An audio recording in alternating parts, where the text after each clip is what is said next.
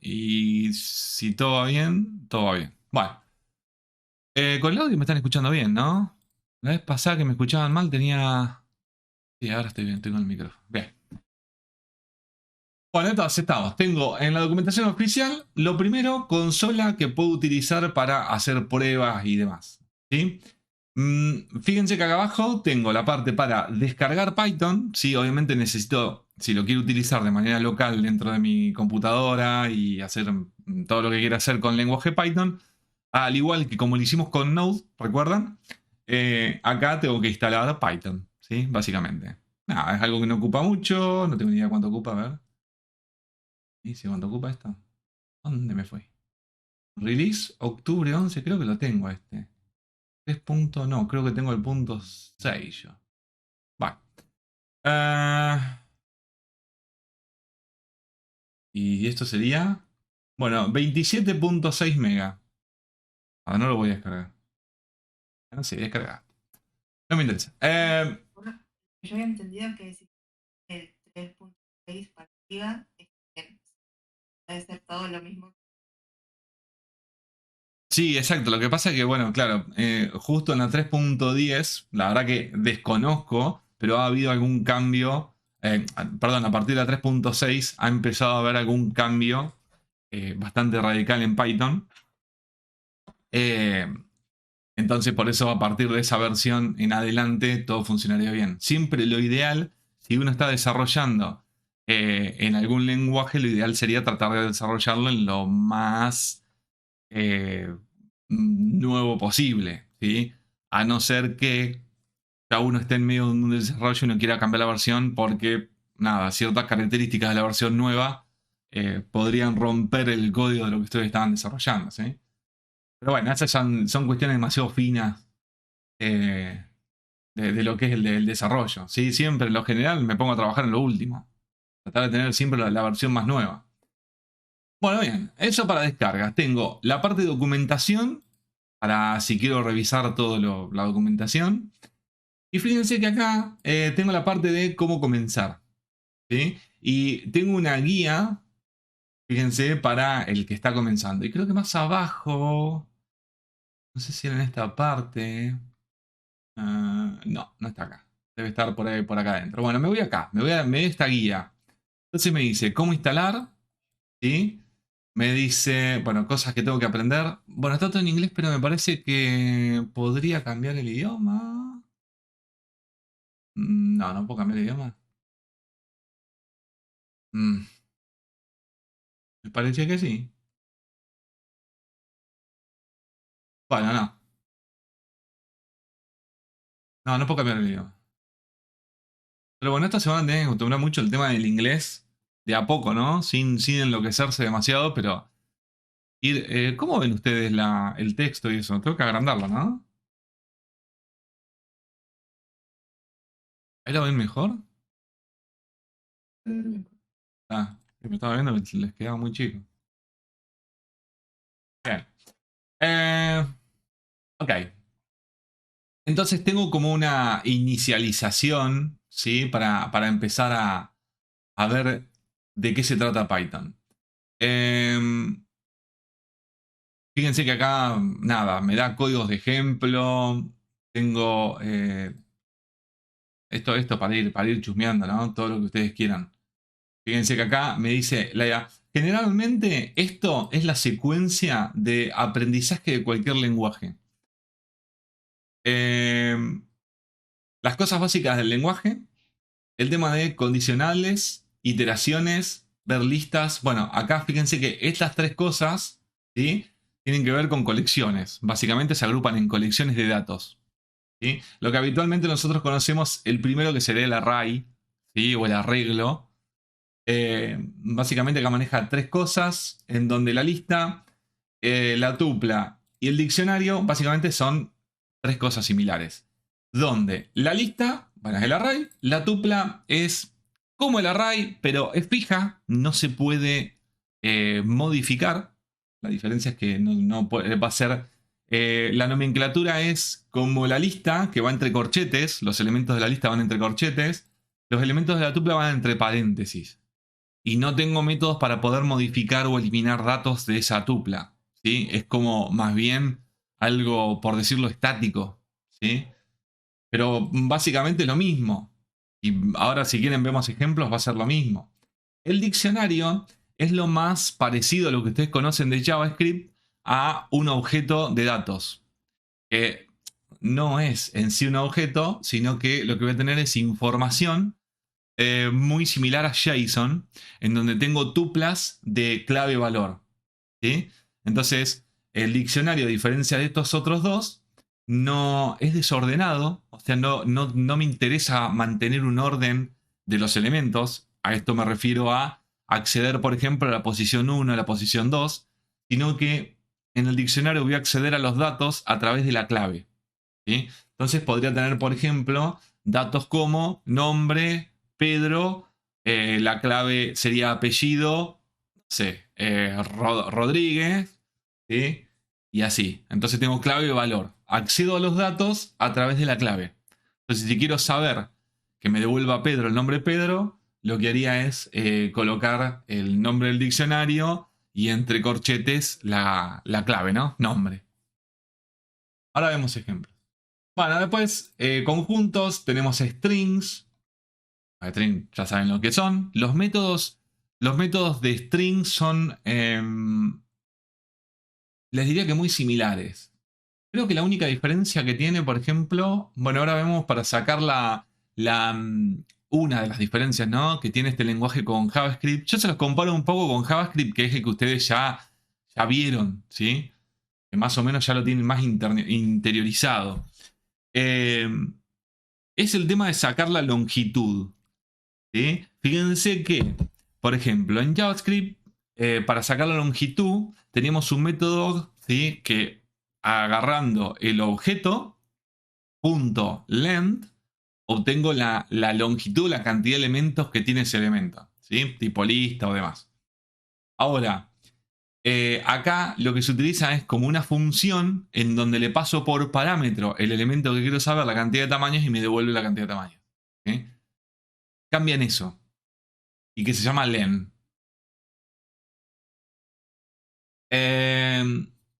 Bueno, acá están cuáles son los iterables, iterators, generadores. Bueno, ya nos vamos a errores, nos vamos a manejo de excepciones y algunas cosas que manejo de archivos, por ejemplo, y expresiones regulares. Y ahí tenemos todo lo básico, ¿sí? Digo todo lo básico porque fíjense que hasta acá no hablamos nunca de objetos, ¿sí? Y Python es un lenguaje orientado a objetos. Bueno, después siguen con un montón de cuestiones más. Pero básicamente creo que lo que ustedes vieron fue algo así, ¿no es cierto? Fueron estos temas. ¿Estoy en lo correcto? ¿Sí? Bien, ok. No, expresiones regulares.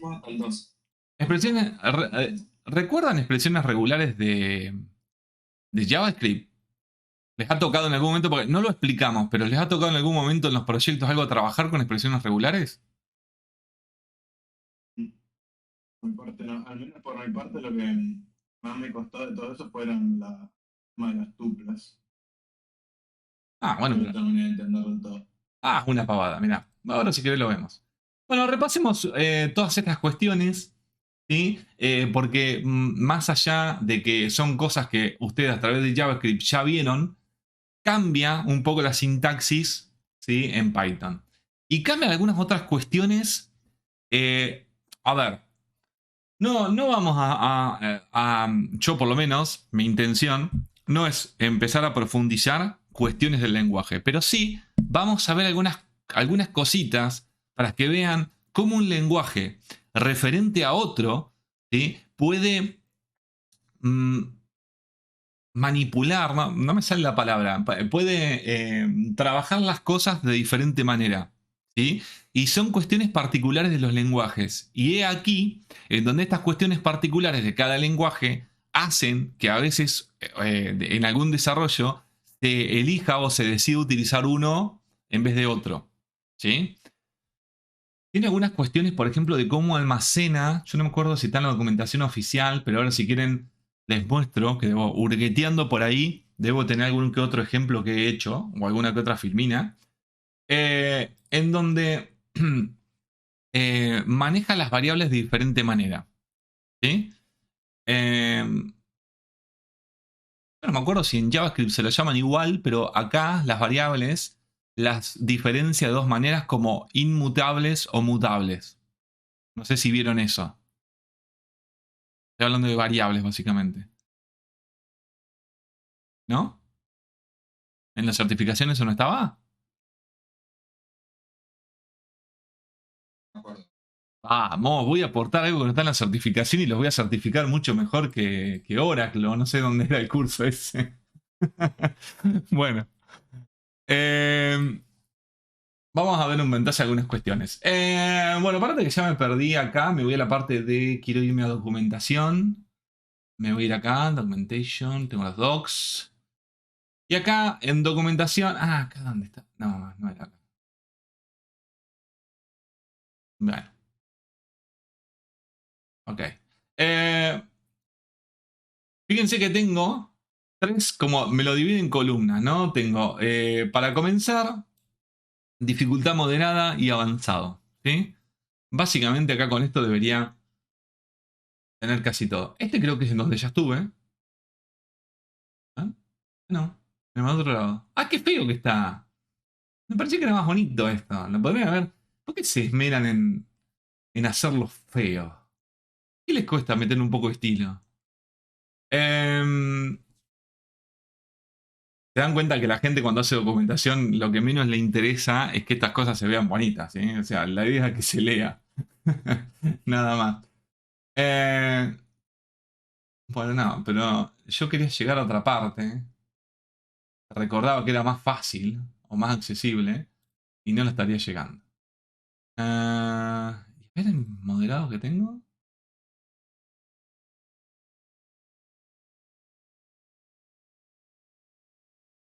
Ajá. Bueno, en fin. Me voy a buscar entonces. Me voy a buscar esos datos. A ver si buscando me encuentro lo que yo quiero. Variables. Como se escribe igual en castellano que en inglés, debería encontrarme lo igual. Sintaxis para variables. PHP. Consistentes, estáticos. Contexto de variables. Estoy viendo a ver si buscando esto logro llegar a lo que yo quiero. Es algo así. Pero no sé si era así. Donde tengo ejemplos y un montón de cuestiones más. Pero me falta la parte en donde explicaban. El alcance de la variable y cómo se. No, pero eso están en funciones. Bueno, básicamente las variables, a ver si lo tengo acá. Básicamente las variables, algo que tienen que tener. Acá ya me está hablando de clases, ¿ves? Ya me voy a algo mucho más avanzado. Algo que tienen, que comparte mucho con JavaScript es que no tengo definición de tipos, ¿sí? Las variables acá te tiran ¿cómo es? Como en JavaScript. Incluso no tengo una palabra reservada como let, por ejemplo, para definir una variable. Escribo el nombre de la variable, le asigno un valor y listo. ¿Sí? Llego hasta ese punto. Bueno, no, me voy a buscar eso de las variables, que no recuerdo dónde lo tengo, pero yo lo tengo más a mano. Porque pensé que en la documentación oficial lo iba a encontrar más fácil. Y ya se los muestro.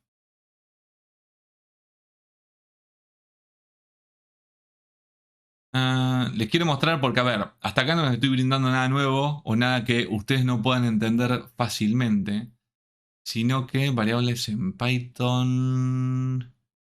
Esto, creo que acá está. A ver. Creo que acá está. Creo que le he encontrado una super mega explicación.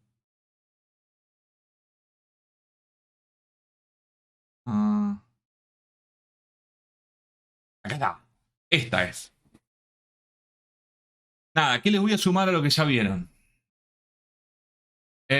Bueno, nada, esto, el tema del print, impresión en pantalla, me imagino lo estoy recontra obviando porque creo que es lo primero que vieron, ¿sí? Print es el comando que tengo, igual al console.log de JavaScript, ¿sí? Con print incluso tengo un poquito más. Bueno, esto directamente me tira por consola, ¿sí? Lo que le ponga entre paréntesis, ¿ok? Como le decía, declaración de variables con, por ejemplo, n igual 300. Lo que hago es colocar el valor 300 dentro de n. Nada raro, nada extraño. Todo esto lo podemos probar en la... Me voy acá y me voy a esta consola interactiva, ¿sí? Todos estos comandos si quiero, sin instalar nada. Bueno, mira qué bueno. Esto no sabía que me guardaba el historial. Bueno, podría ser eso mismo, ¿no? N igual 300, ¿sí? Y si hago lo mismo, un print N, lo pruebo acá, ¿sí? Fíjense que todo funciona. ¿Bien? Ok. Bueno, lo mismo hizo acá, ¿sí?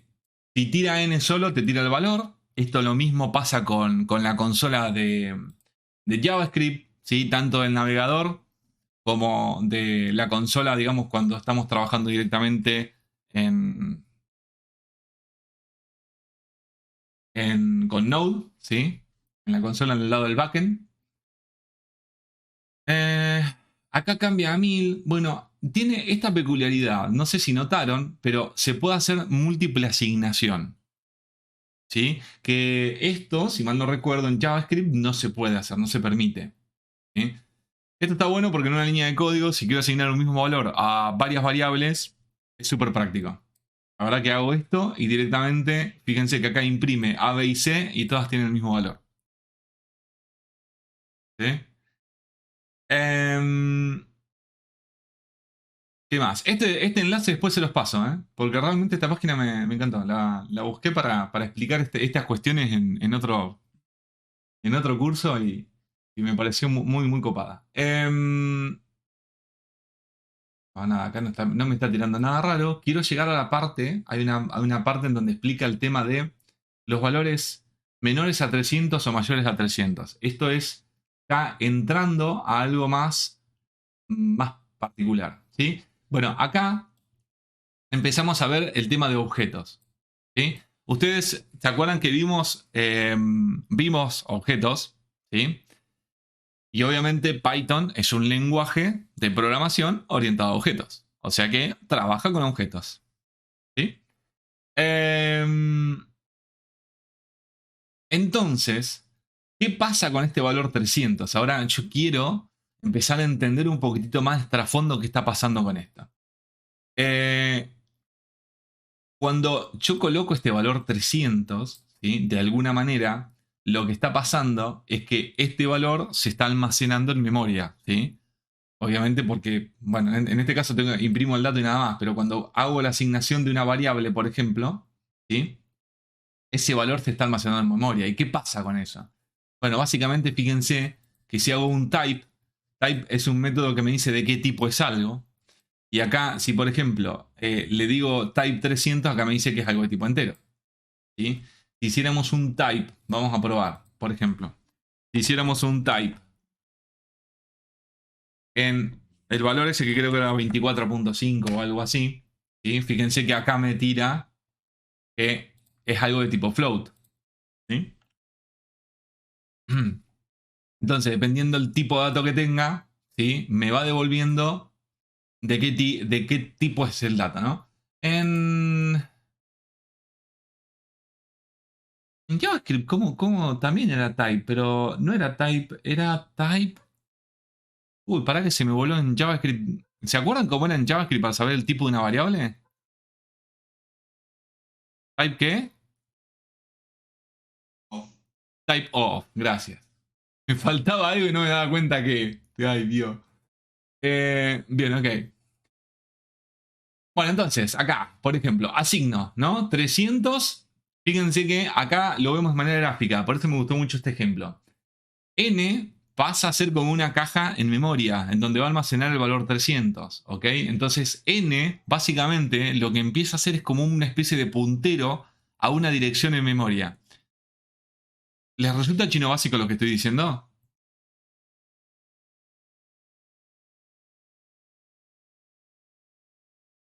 ¡Wow! ¿Se me desconectaron todos?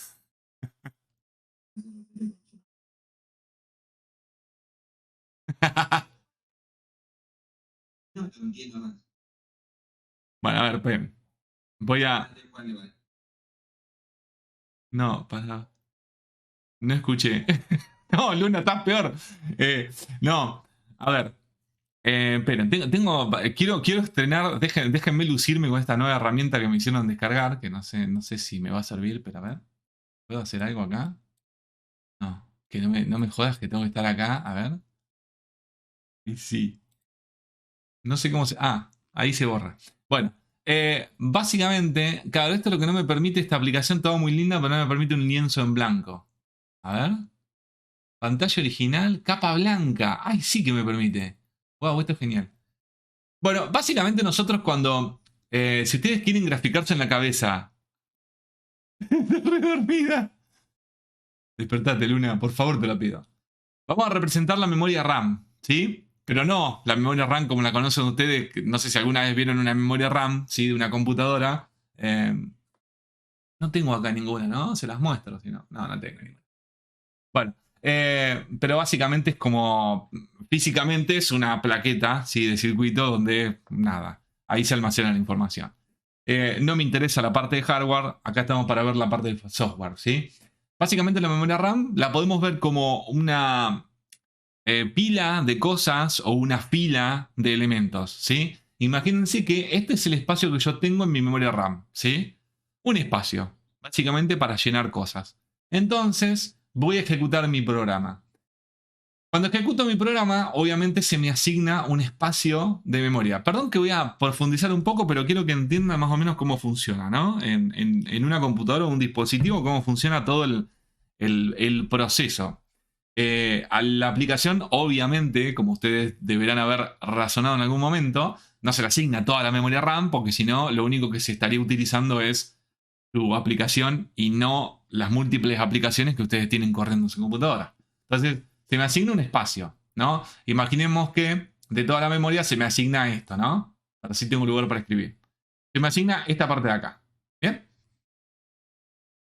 Entonces, cuando empiece a ejecutar mi programa, se empieza a asignar los espacios de memoria. En este caso, me está diciendo que va a asignar un espacio de memoria, y acá lo bueno de esta aplicación, que otra que yo tenía no tenía, era que acá puedo poner el valor 300.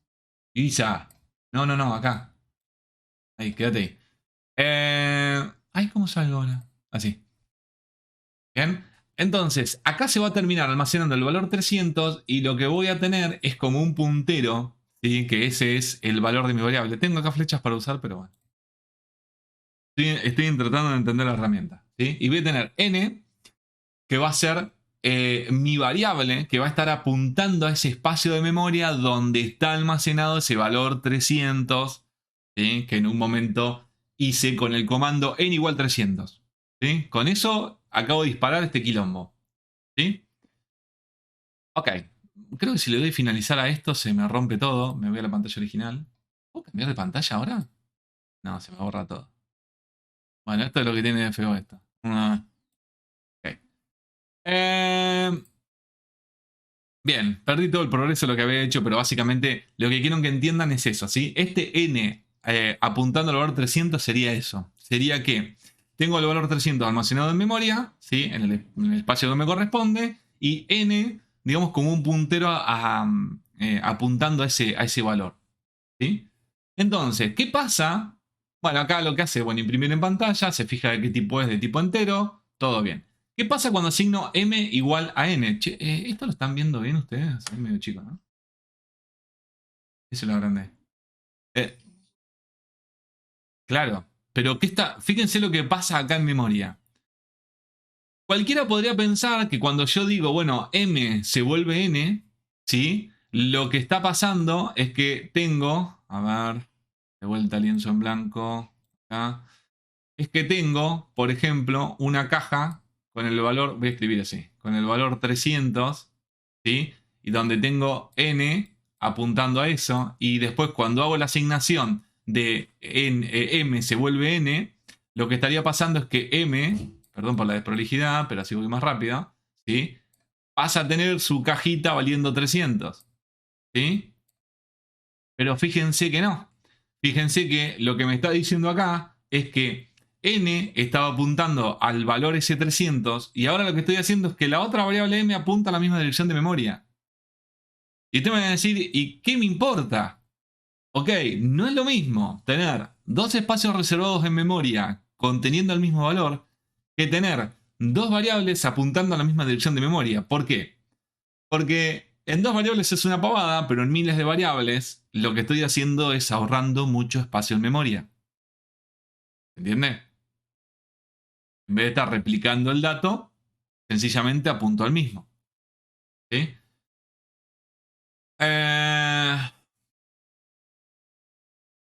Ahora, ¿qué pasa si le digo, por ejemplo, a m que valga el valor 400? Obviamente el dato cambia, ¿sí? Entonces, debo crear un nuevo elemento, ¿sí? Para que apunte m.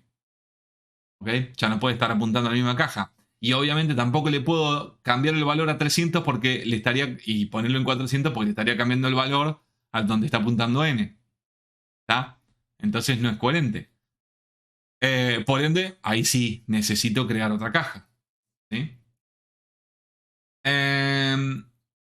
Bueno, ¿qué pasa ahora si, por ejemplo, esto se puede, acuérdense que no es de las mejores prácticas, ¿sí? Pero bueno, esto para ver este ejemplo está bueno. ¿Qué pasa si ahora n, en vez de tener un valor 300 como el que estaba teniendo, ¿sí? Voy a tener un texto, ¿sí? Cualquiera. ¿Qué pasa? Se reserva el valor, el lugar de memoria, se almacena ese string en ese lugar y se hace apuntar a n a ese lugar de memoria, ¿sí? Me queda este 300 sin apuntar absolutamente a nada. O sea, que nada está apuntando a ese 300. Queda como sin referencia. O sea, si ahora quisiera acceder a este dato, yo no podría. Ya no puedo volver a acceder porque perdí la referencia a ese dato. ¿Sí? Quedó ahí boyando. Y fíjense que figura en gris, ¿por qué?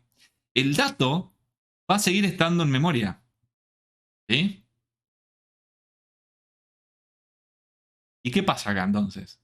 ¿Qué pasa si hago repetidas veces esta acción de cambiar el valor de n y se van reservando diferentes valores de memoria dentro de mi aplicación?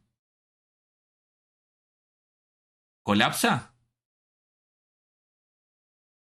Te quedas sin memoria. Lo mismo cuando en otros lenguajes es un número muy grande. ¿Y Se te queda sin quedas? memoria. ¿Y te quedas sin memoria? ¿Ustedes se han quedado sin memoria? Estaba por escribir ya en un punto. No. Básicamente lo que pasa, esto en lenguajes, por ejemplo, también. Perdón que a veces les nombro otros lenguajes que ustedes no tienen idea, pero para que vean que es una técnica que se utiliza en diversos lenguajes de programación. Pero en Java hace lo mismo, por ejemplo. Y utilizan algo que se llama Garbage Collector. ¿Sí? El Garbage Collector significa recolector de basura, básicamente del inglés. Y es algo que periódicamente chequea toda esta memoria. ¿Sí? Vamos a tomarlo así. Cada lenguaje de programación tiene un criterio diferente para hacer este Garbage Collector. Y lo que hace es revisar todo lo que no tenga referencia y libera la memoria. O sea, nosotros programadores nos desentendemos porque el lenguaje de programación hace ese trabajo por nosotros. Entonces no tengo que estar pendiente de que me pasen estas cosas porque sé que el lenguaje lo va a resolver. ¿Sí? Entonces tranquilamente nosotros hacemos este tipo de chanchadas por todos lados y nos preocupamos de las cosas que quedan sin vinculación porque este garbage collector recorre como la lista de variables y en donde ve que hay cosas que quedaron sin asignar, las libera la memoria y ya está. ¿Sí?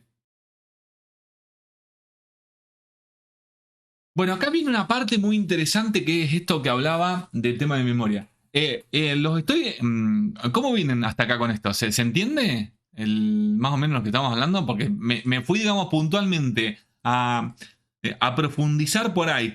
Aprovecho Python para profundizar en algunas cuestiones que por ahí no habíamos visto. Habíamos empezado a utilizar memorias, perdón, variables, pero nunca hablábamos de qué pasa de trasfondo con todo esto que estamos usando.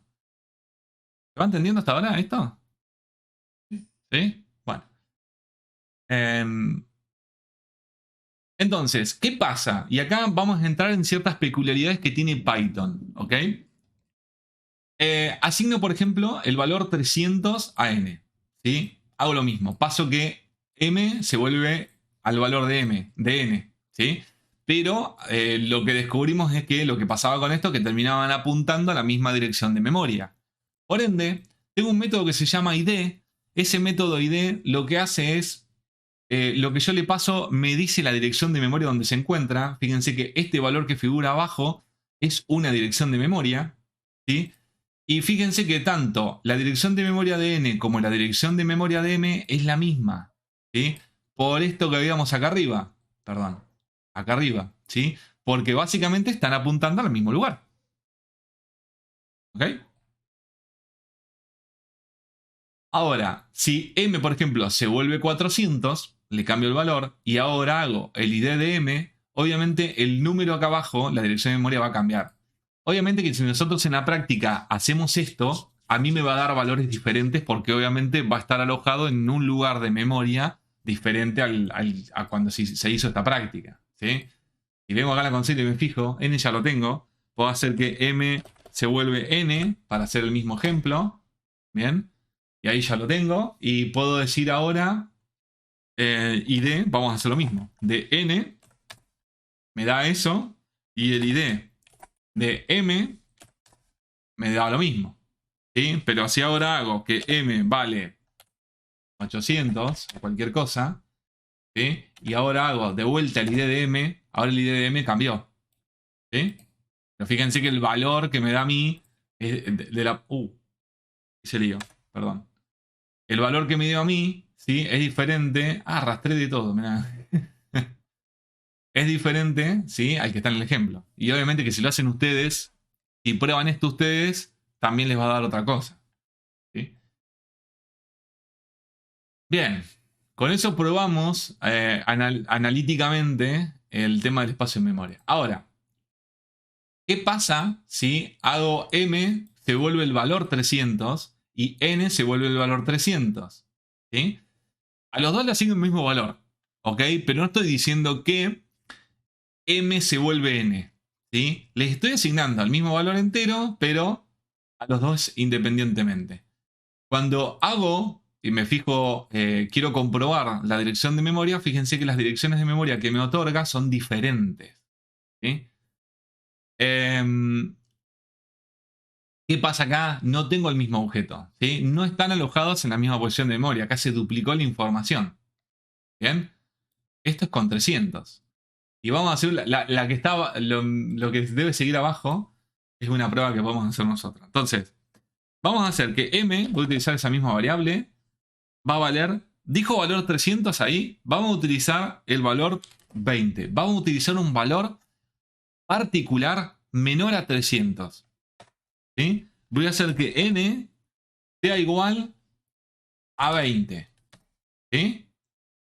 Fíjense que en el ejemplo estaban asignados en memorias diferentes al asignar estos valores así. Entonces, si hago el id de 20, no, de n, me da este valor. Y si hago lo mismo con m, me dio el mismo valor. Pero escúchame, si en el ejemplo acá me había dado diferentes valores, ¿qué pasó? ¿Qué hubo de diferente? Esto es una peculiaridad que tiene Python, ¿sí? Que fíjense que aparece acá abajo. Acá lo hace con el valor 30. Y es que cuando tengo valores en un rango, fíjense que dice acá, de entre menos 500 y 256, los va a alojar en el mismo lugar. ¿Sí?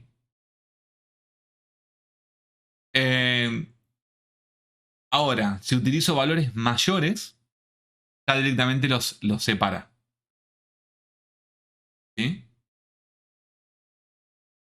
Bueno, fíjense que podemos hacer el ejemplo, ¿no? Si hiciese 256 decía, vamos a hacer que n, por ejemplo, valga 257. ¿Sí? Le vamos a poner un número más. M lo mismo. 257. Tiene que tener el mismo valor. Entonces ahora si hago, el identificador de m va a ser ese y el identificador de n va a ser diferente. ¿Sí? ya cambió. Al ser mayor que 256 ya cambia. Y obviamente debería, esto si lo probáramos con valores menor a menos 5, también debería ocurrir. ¿Sí? Bueno, ya después acá entramos con el tema de nombres de variables. Acá explica nombres de variables que nada, creo que esto lo podemos hacer medio rápido porque ya lo vienen abarajando de JavaScript. Pero bueno, todas estas cosas se explican porque se supone que hay gente que directamente arranca Python como su primer lenguaje de programación y no tiene por qué saber algunos conceptos, digamos, que suceden en casi todos los lenguajes, ¿no? Bueno, nada, lo que tiene Python es que es sensible de mayúsculas a minúsculas, ¿sí? Entonces, acá, por ejemplo, nombra diferentes formas de poner variables, de mencionar variables. Básicamente es eso. Te dice que no pueden arrancar con números. Lo mismo pasa con JavaScript y creo que casi con todos los lenguajes de programación. Creo que ninguno permite comenzar un nombre de variable con número. Ah, no sé, PHP. Cuando David, PHP permite porque PHP como las variables, no, pero arrancan con el símbolo pesos, pero no, el mismo criterio. Bueno, última, decime, si permite, decime. Nada, y acá muestra todas las diferencias ¿sí? que puedo tener, donde la variable age, todas estas variables age son completamente diferentes, son todas variables distintas, ¿sí? ¿Por qué? Porque está toda con minúscula, esta arranca con mayúscula, entonces no es igual, esta tiene una G mayúscula en el medio, esta es toda con mayúscula, bueno, esta sí tiene todos guiones bajos, guión bajo al final, guión bajo adelante y atrás, ¿sí? Todas las combinaciones que se le ocurran, todas estas variables son variables diferentes, ¿sí? Ok, fíjense que al imprimir todos los valores, se imprimieron todos, ninguno fue reemplazado, por ende son todas variables distintas. ¿Sí? Bueno, esto ya lo saben de JavaScript, no les estoy aportando nada nuevo, ¿sí? Porque ahí en JavaScript pasa lo mismo. Después, el tema de cómo declarar constantes, creo que es eso acá. A ver.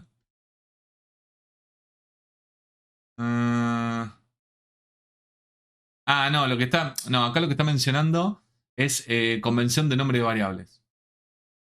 Básicamente. ¿Sí? ¿Cómo utilizar? ¿Recuerdan la convención de nombres de variables? Sí. Eso lo habíamos visto. ¿No? Ok. Sería como los de todo eso que los programadores se ponen de acuerdo. No, los programadores, en realidad, sí. A ver.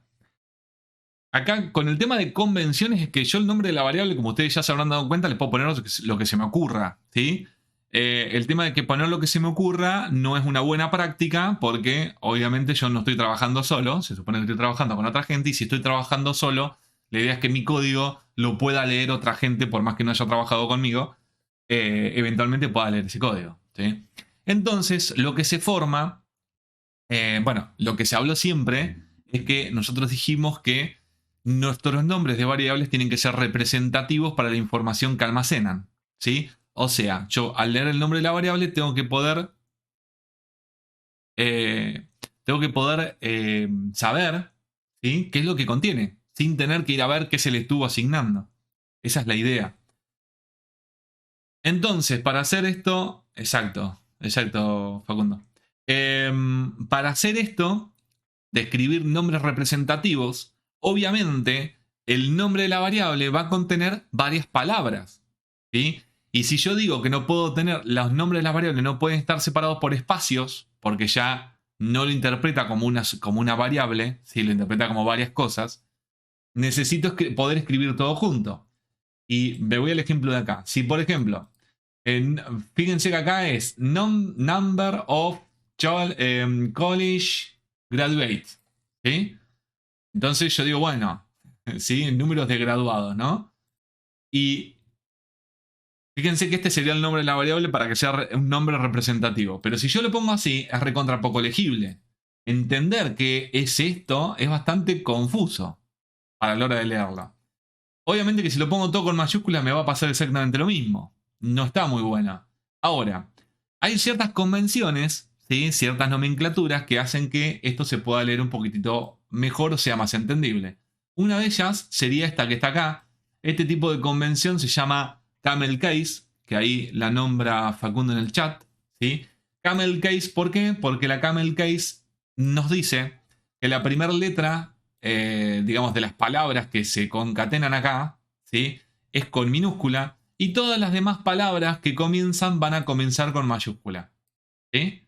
Por eso esta nomenclatura uno la puede detectar, ¿sí? Como camel case, ¿sí? Otra podría ser que todas las palabras empiecen con mayúscula, ¿sí? Esa es la única diferencia que tiene la camel case con esta otra que se llama Pascal case. La Pascal case lo que me dice que todas las variables empiezan con mayúscula, ¿sí? La Pascal case es muy utilizada, por ejemplo, para el nombre de clases. Bien, ustedes fíjense que los nombres de las clases tienen que empezar con mayúscula. A diferencia que los nombres de variables que tienen que empezar con minúscula, ¿sí? Por convención, porque fíjense que acá puedo hacer tranquilamente esto en Python y Python no se queja, ¿sí? No me va a decir nada, ¿ya? Y bueno, y otra que tenemos, que también ahí la menciona Facundo, es la snake case, ¿sí? Que es la que las palabras están separadas por guiones bajos. Por ejemplo, snake case se suele utilizar, ¿sí? En clases de HTML, por ejemplo, ¿sí? Cuando están, por ejemplo, utilizando clases, los nombres de las clases a veces se suelen utilizar con separación con guiones bajos, ¿sí? Con esta nomenclatura snake case. Y lo que pasa también es que cada lenguaje de programación tiende a utilizar una cierta convención, ¿sí? Depende del lenguaje que estén trabajando, se estila a utilizar una cierta convención y o algunas empresas estilan trabajar con ciertas, ya ellos imponen, por ejemplo, ciertas modalidades de trabajo, ¿sí? Pero en general, hoy por hoy ya se ha unificado todo eso directamente a un lenguaje en particular, en donde, bueno, si estoy trabajando con Python, se utiliza de esta manera y ya está, ¿sí? ¿Por qué? Porque, ¿qué pasa? Si una empresa adopta una cierta nomenclatura o una cierta convención que no es la misma, por ejemplo, con otras empresas, cuando un programador migra de una empresa a otra, lo que pasa es que tenés que adaptarte, si bien esto es una tontera y no es algo muy complejo, pero tenés que adaptarte, ¿sí? A las nuevas convenciones de esa empresa, lo cual tiende a ser un poquitito más engorroso para el programador. Entonces, lo más indicado es esto de que, bueno, trabajemos todo con lo mismo y listo. Y no nos ahorramos el tema. Ah, bueno, acá está. Lo que les acabo de decir, ¿sí? Camel case. Bien, tengo esto. Pascal case. Tengo esto. Y snake case. Tengo esto. ¿Sí? Está también una... Bueno, acá habla de palabras reservadas. Ahora si quieren lo vemos. Está también... la de guión medio, que se llama... Puede ser que sea basket case. Así. No, nada que ver. ¿Qué basket case ahí? ¿Cómo lo tenés anotado? ¿Qué va? Con Sí, B. sí, sí. Convenciones, igual, pará, lo voy a buscar porque no estoy del todo convencido. Convenciones de variable. En realidad tenía que haber puesto de nombre de convención de variable. A ver, pásale. Convención de nombres, a ver, nomenclaturas. Convenciones de nombres en JavaScript. ¿Ven? De esto van a encontrar muchos que es, por ejemplo, para un cierto lenguaje. Esta página, este chabón está zarpadísima. Le estoy robando muchas cosas a este loco. Bueno, acá están todas, miren. Sí, Kebak. Kebak case. Tenés razón. ¿Sí? Es la que tiene el guión medio. Fíjense que hay dot case, ¿sí? Que es cuando tengo. Bueno, dot es de punto en inglés. Dot es punto en inglés. Y es este tipo de nomenclaturas. ¿Sí? Y la húngara, esta no la se utiliza mucho, pero sé que es muy aplicable porque la verdad que está muy buena. Donde la primera letra del nombre de la variable dice el tipo de dato que es. Y por ejemplo, en lenguajes de programación donde no son fuertemente tipados, como JavaScript, Python, está muy bueno utilizar este tipo de nomenclatura porque yo sé que, por ejemplo, bueno, más allá de que precio de producto, sé que un precio es algo de tipo numérico, ¿sí? Anteponiéndole una n, sé que esto va a ser de tipo número. Por ejemplo, t de tipo texto, bueno, se utiliza, por ejemplo, no sé si t de tipo texto, yo recordaba utilizar s de tipo string. Y entonces indicabas con la letra del principio qué tipo de dato iba a ser. ¿Bien? Esa es una notación, se llama notación húngara. Bueno, acá básicamente las tienen todas. ¿Sí? Bueno, ves que en JavaScript no se puede usar. Pero ¿por qué en JavaScript no se puede utilizar este tipo de notación? Contéstenmelo ustedes. Porque ahí accedes a métodos Exacto. o atributos. Exacto, porque el punto en realidad está abordado por JavaScript para otras cuestiones. Entonces, obviamente, si trato de usar esto, me va a empezar a tirar errores de que el método case no existe, por ejemplo. ¿Sí? Bien. Ok. Y nada, no sé si. ¿La han visto esta? ¿La han encontrado alguna vez en su vida? Miren, está zarpada. Ya que justo caí en lo del loco este, incluso ahora si quieren se las tiro al chat. Es zarpada. Y tiene un montón de cosas. ¿Tiene Python? Si tiene Python me le tiro de cabeza. Una web component. Tiene muchas cosas. Lenguajes. Y falta para CSS, HTML, JavaScript, NPM, Terminal. Tiene Vue. Mira, no recordaba que tenía Vue. Se los tiro al chat. Realmente está todo muy bien explicado. Muy bien explicado. Y la página me enloquece. La verdad que está re bien hecha. Cráneo total. Bueno. Y ya que estoy, les paso esta si quieren. Acá estoy en la parte, sí, de variables. Fíjense, la URL. Pero pueden, si quieren, acceder a la... Bueno, yo les paso esta, pero ya entienden cómo acceder a la página, al main, ¿no? Igual ahora se lo subo al Classroom también para que les quede ahí. Para que no se pierdan el chat. ¿Sí? Bueno, bien. Creo que no tenía más nada que aclarar acá. Cuestión. Palabras reservadas. Bueno, no vamos a leer todas las palabras reservadas. Sepan que son estas. ¿Sí? Muchas son similares, como por ejemplo break, class, bueno, continue, else, bueno, leave.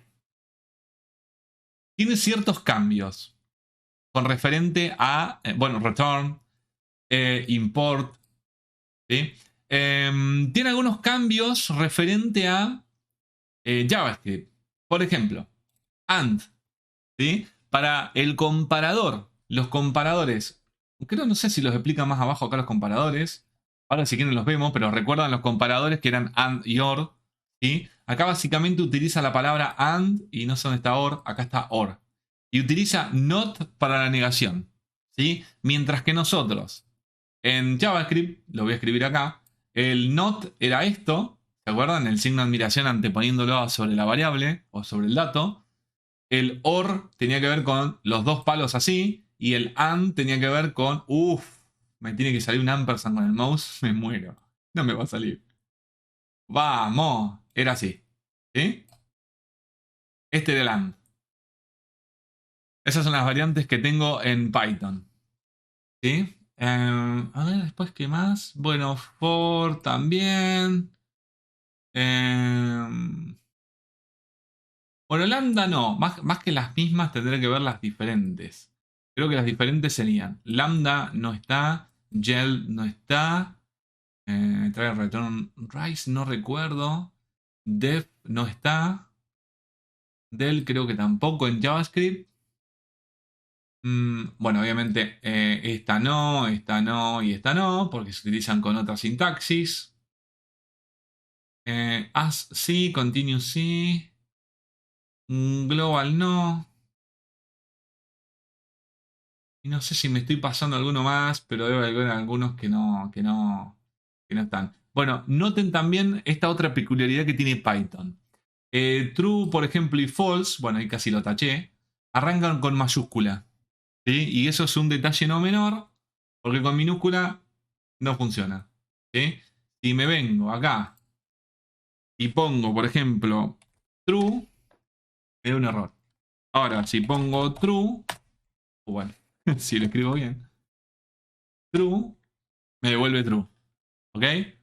¿Está? No es lo mismo ponerlo con minúscula que ponerlo con mayúscula. En cambio, en JavaScript era todo con minúscula. ¿Sí? Lo mismo con false. Bueno, y ya está. Bueno, acá dice, por ejemplo, algo que ya ustedes ya saben de JavaScript, que si agarro una palabra reservada como nombre de variable y le trato de asignar un valor, obviamente me dice que no se puede. ¿Sí? Y hasta acá terminó este super tutorial que me pareció súper copado. Nada, yo lo agarré para esta cosa de variables, pero eventualmente creo que esto tiene mucho más. La verdad que no exploré mucho, la encontré googleando estas cuestiones de estas peculiaridades que tiene Python con el tema de variables y hasta ahí había llegado. Pero me animaría, ya que encontré eso, fíjense que acá tengo strings y string methods, esto está muy bueno.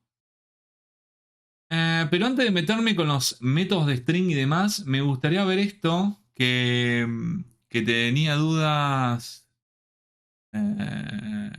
David Agustín. Con respecto a tuplas. A ver si tengo algo de este chabón, me vendría como anillo al dedo. Ya tiene mucha cosa, ¿eh? Analizando páginas en la clase. Me gusta, me gusta, me gusta. Function and loops. Esto también es interesante. Mira, los voy a abrir por separado porque eventualmente por ahí después las podemos ver. Tal cual. Sería muy buena, ¿no? Y bueno, uno como profesor aprende a robar información de donde sea. Porque generar todo esto lleva tanto tiempo. Y hay gente que lo hace tan bien que la verdad que yo no le podría esto. 1000 años estoy para hacer. Mirá el trabajito que se toman. Son geniales. La verdad, nada. Te dono algo. Get started. Ah, mirá, tienen para. ¿Y esto te entrega un certificado? Les digo que ya que lo hagan. Porque la verdad, toda esta gente laburó con esto. Claro. Me doy cuenta que por eso estoy lejos yo de poder hacerlo. Fíjense toda la gente que trabajó para hacer esto, ¿no?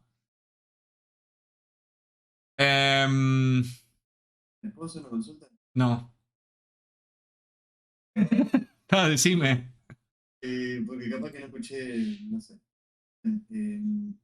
¿Ya se llegó a definir el tema de tecnología que utilizaremos en el backend? Sí, lo primero que dije en clase que a la gente que llega tarde no repito lo que ya hablé. No, yo estaba presente, ¿no? Mucho queremos eso. Estaba. Mucha demanda más que. Sí, no, sí. Les puse en Classroom, fíjense que ya le publiqué modo tarea. Si quieren se los muestro acá, porque ya que estoy compartiendo pantalla, tranquilamente los puedo mostrar. Tunga. ¿Dónde está? Acá. Hice este proyecto final, ¿sí? Donde todos tienen asignadito su proyecto final. ¿Sí? Me estoy mostrando, ¿no? No tampoco. Bueno, acá les dejé el tema de los equipos y una planilla de Google para que la tengan. ¿Sí? ¿Por qué? Ah, porque no la vinculé. Bueno, no importa. Tengan cuidado de no cerrarlo. ¿Sí? Acá tienen todas las cosas. Los que están en gris son los que ya se definieron como Scrum Master. Me falta equipo 1 y equipo 2 que se definan. ¿Sí? Perdón que lo haga público, pero no tiene nada. No hay ningún secreto acá de nada. Bueno, nada, acá les pongo, sí, que acá les voy a ir definiendo cuestiones del proyecto, ¿sí? Eventualmente, si hay algún cambio o algún agregado, les voy a ir diciendo, ¿sí? Lo voy a modificar acá en este texto. Dictador. ¿Cómo se filtra la data? Pero sí, no pasa nada. Sí. Mejor. Así salen al mundo a decir, no, porque yo soy Scrum Master. Sí, Damaris, te dejaron de lado. Fue así. Fue así, dijeron, quisieron gestar todo mientras vos no estabas. Fue un complot. No voy a decir más nada.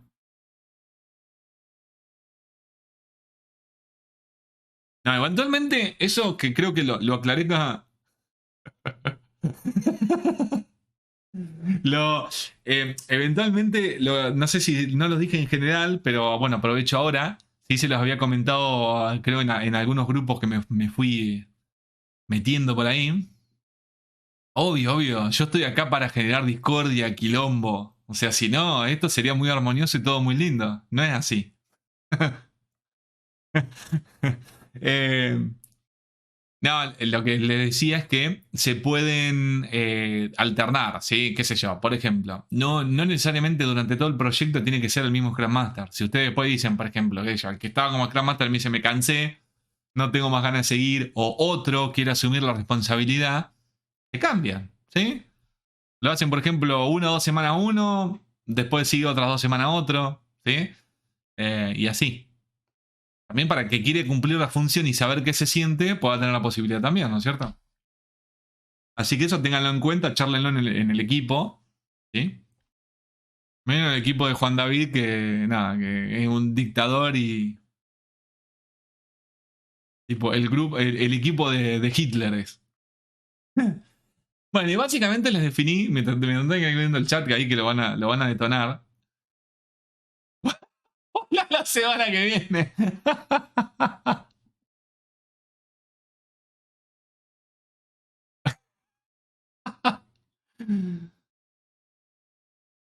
Es buenísima. Bueno, nada, les definí algunas cosas, ¿sí? Más que nada para dejarlo, para plasmarlo en escrito, ¿sí? Y que lo tengan presente y después no andar, no, porque se acuerdan que tal día les dije tal cosa. Bueno, entonces, eventualmente esto puede ir cambiando, les voy a ir avisando eventualmente.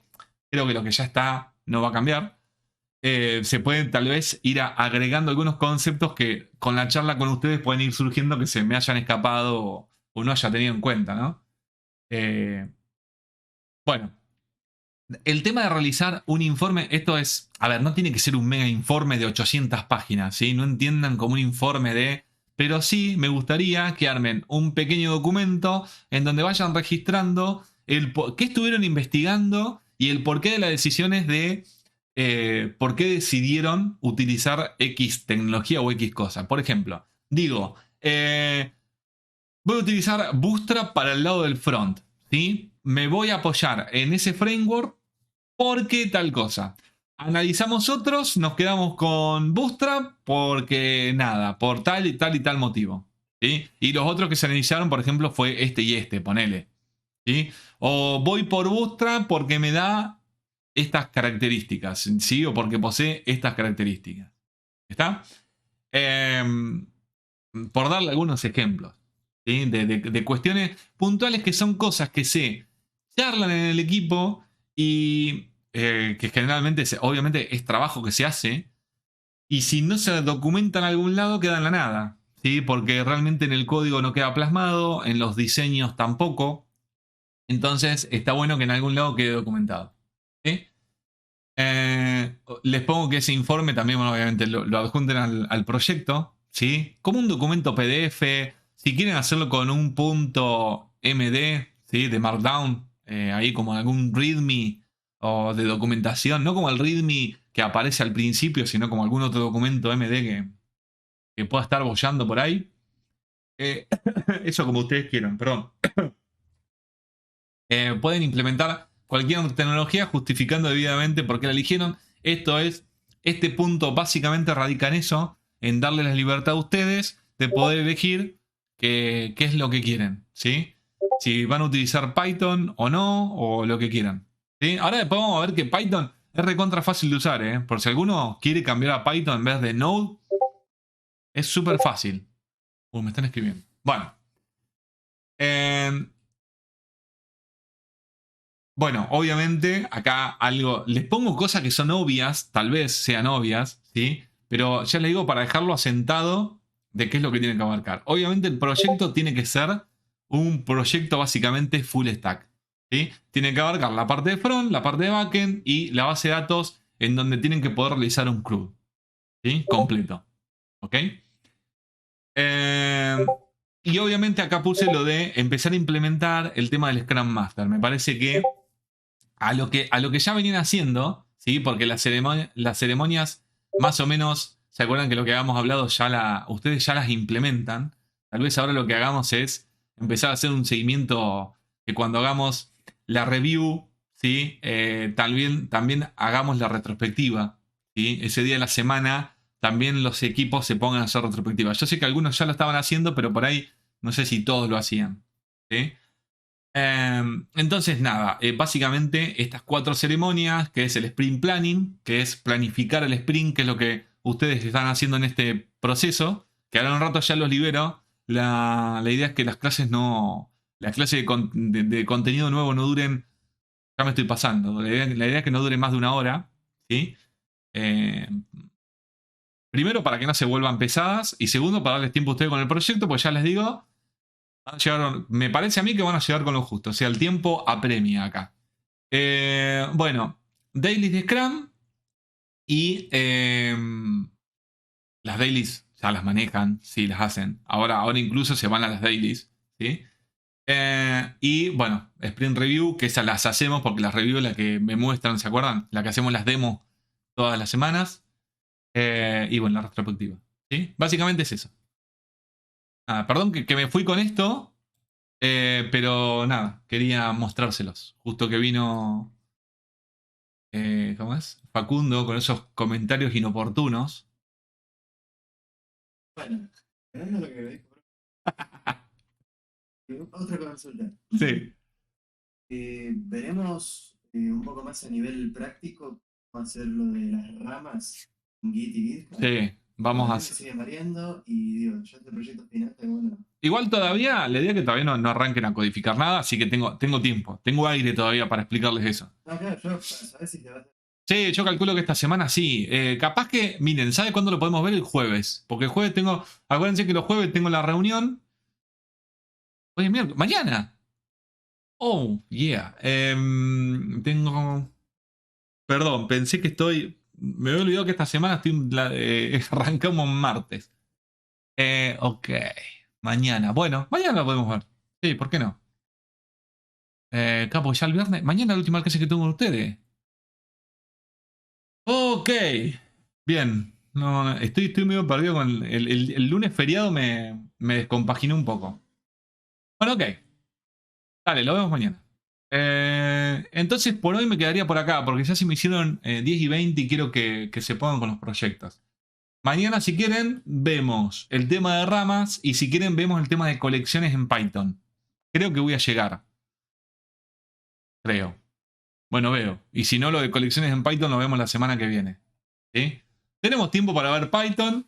Me da la intuición de que nadie va a usar Python, pero estaría bueno de última hacer algún mini trabajo con Python, algo chiquitito que ustedes tengan que programar una mini cosa, ¿sí?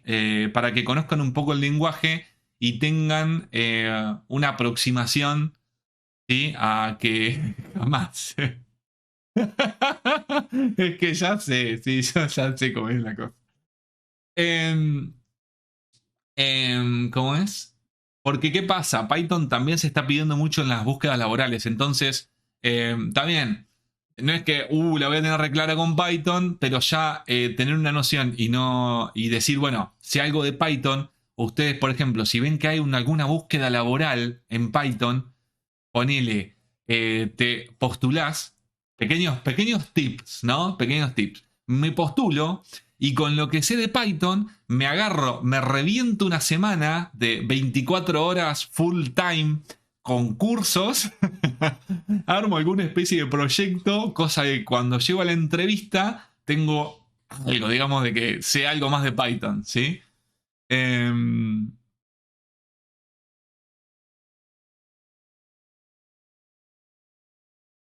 No, ¿por qué? Scrapping va a ser obligado a usar Python. No, para nada. Scrapping lo podés hacer con Python o lo podés hacer con Node. Incluso yo las veces que hice Scrapping lo hacía con Node, no con Python. PHP nada.